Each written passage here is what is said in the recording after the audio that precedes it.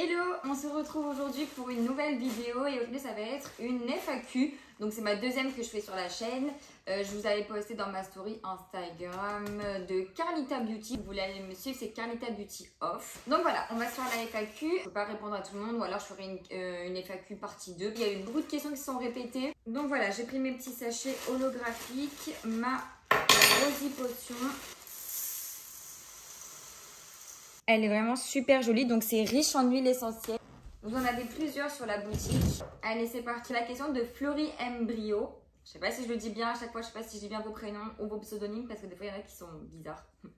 Donc bonjour, comment doit-on faire pour créer une entreprise comme la tienne ou trouver les fournisseurs? Je pense qu'elle a dû mettre après. Enfin déjà tu dois te déclarer à l'URSSAF. Donc ça veut dire que tu dois faire tout ce qui est déclaration.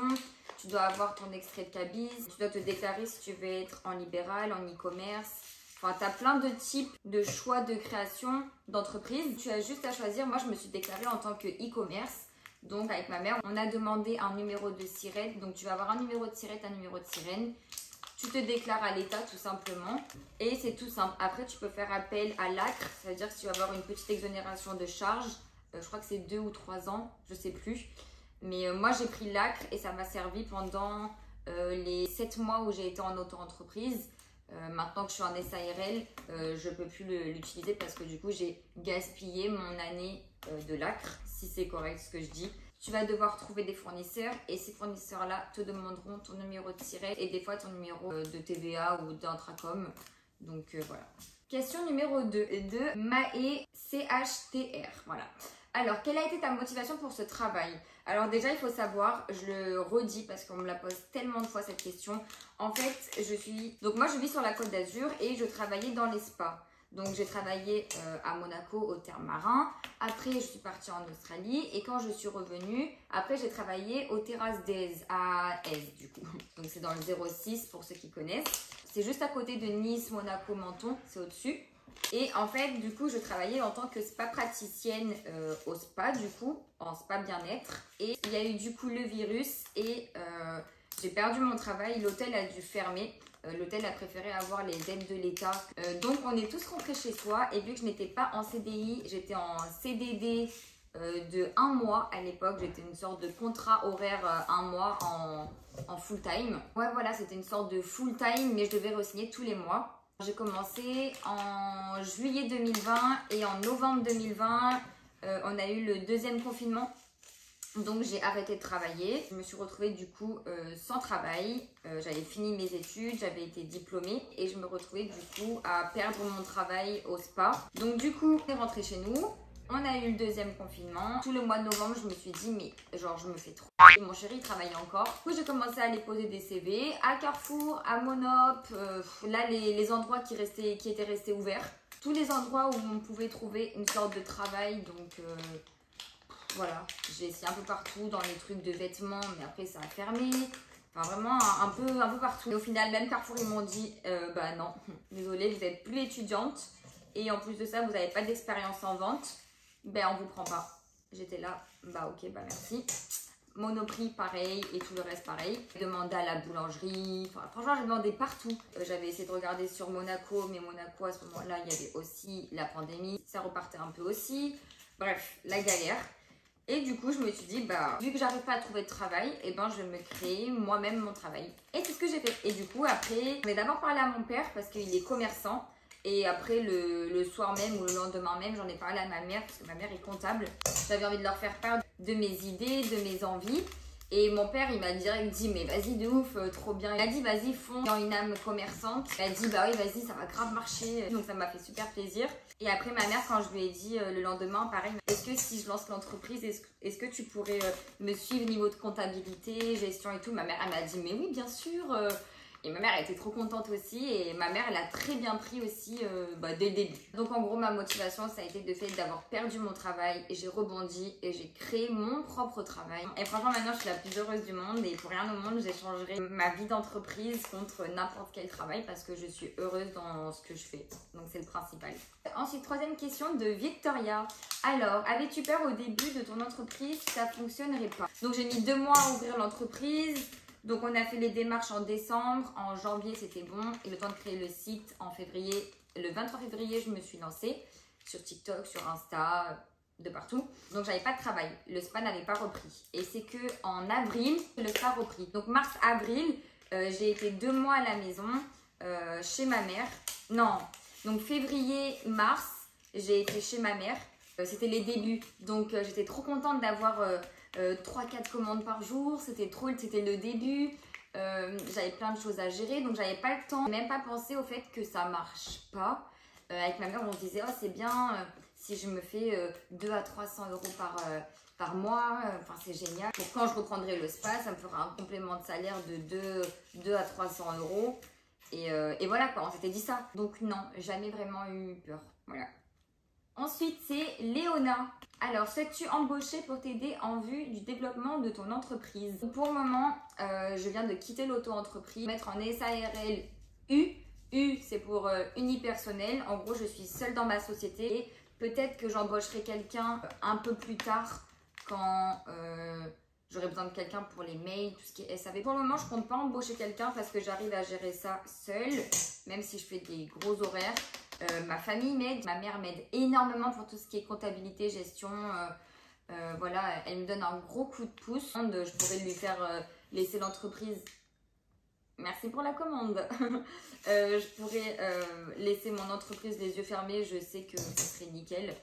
Quand j'ai besoin d'aide, ils viennent m'aider à l'atelier quand ça prend un peu trop d'ampleur, quand il y a un TikTok qui perce de fou. Ou alors là, par exemple, c'est les fêtes de Noël. Ils essayent de me donner un petit coup de main. Ils ne travaillent pas toute la journée. Hein. C'est voilà, une petite heure et demie. Voilà. Ils m'aident et ça me soulage. Donc, pour répondre à la question, pour le moment, je ne vais pas embaucher parce que j'arrive à gérer ça toute seule.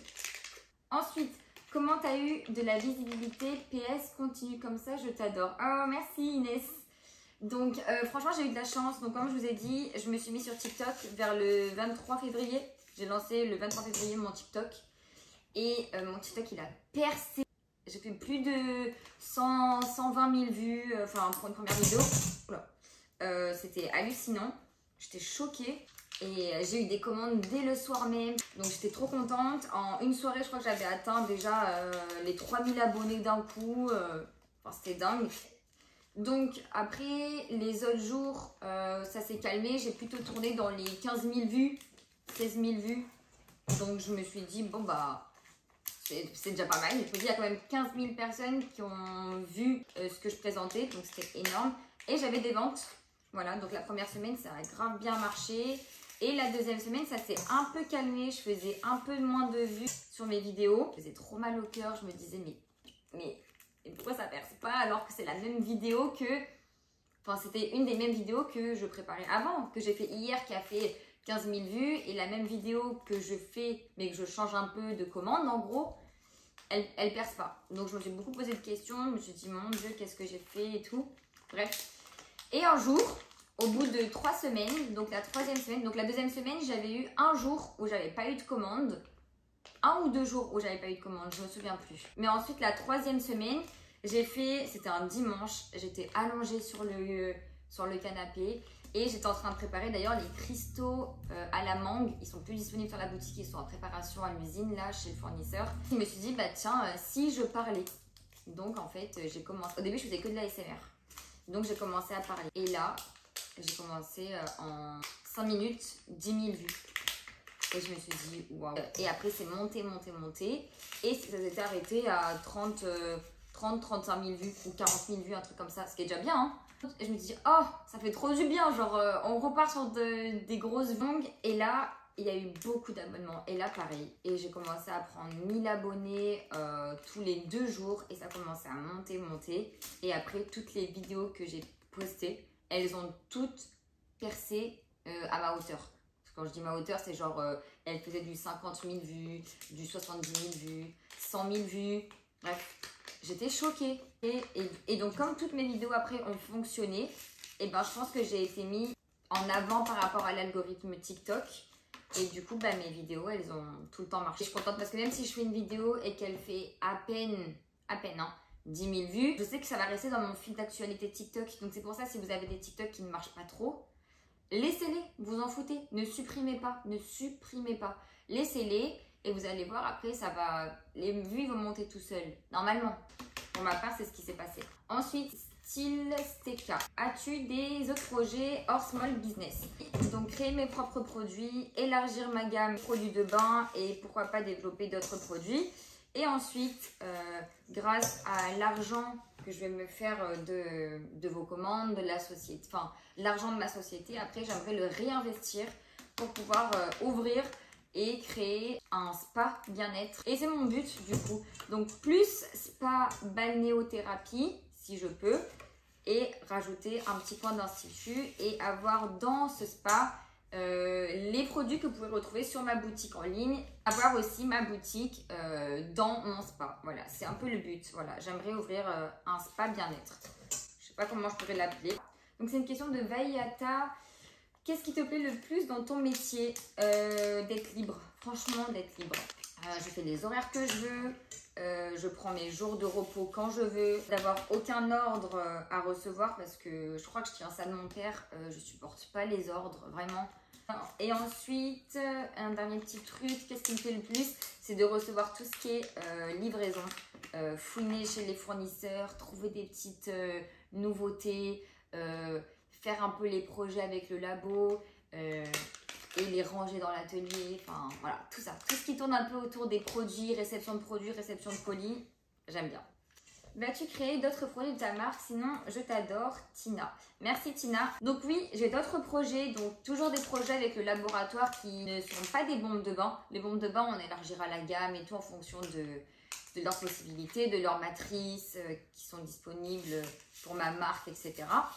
Mais après, j'ai d'autres projets aussi avec quelqu'un d'autre, avec une autre société où je vais créer aussi mes produits de bain. Donc, je ne sais pas quand est-ce que ça va arriver. Je pense que ça arrivera que vers février 2022, un truc comme ça. Un peu quand j'aurai le nouvel atelier. Voilà. Ensuite, alors, les bombes de bain font-elles des traces sur la baignoire? Alors non, comme je vous l'ai dit, si vous n'avez pas vu mon TikTok, je vais essayer de vous le glisser juste maintenant. Aujourd'hui, j'ai l'honneur de vous annoncer enfin mes propres cœurs effervescents de ma marque Carlita Beauty.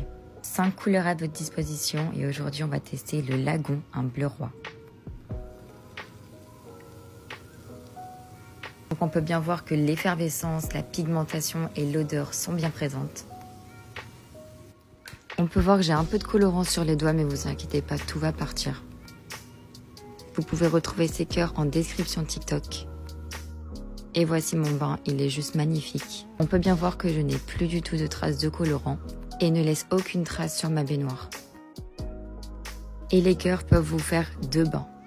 Donc voilà, vous avez vu le TikTok. Allez voir, franchement, allez voir la vidéo que je vous mets en petit i.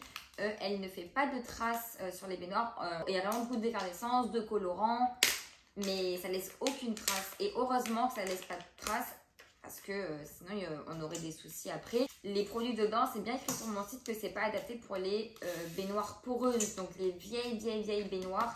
Là oui, ça peut laisser des traces parce que la baignoire est vieille. Mais sinon, si vous avez les nouvelles baignoires depuis qu'on vend de partout, hein, non, ça fait pas du tout de traces. Ensuite, un moment où tu as eu honte. Alors, honte, non, mais ça m'a fait bizarre, vraiment ça m'a fait bizarre quand des personnes de mon collège, de ma primaire, de mon lycée, que je parlais pas trop ou avec qui j'étais pas forcément amie ou collègue, mais que voilà, on se côtoyait de vue de la même classe ou voilà, dans le même lycée, et qui sont venus me parler en DM en me disant « Ah, je t'ai reconnu et tout sur TikTok et tout, c'est dingue ce que t'as créé, bravo, c'est hallucinant. » Je dis « Mais mince !» Je me dis « Mais en fait, il y a des gens que je connais qui me reconnaissent à travers l'écran et je me dis, ils doivent se dire, mais elle, c'est une folle en fait, elle est fanatique de produits bien-être et tout. Et là, dans ma tête, j'ai eu un peu honte.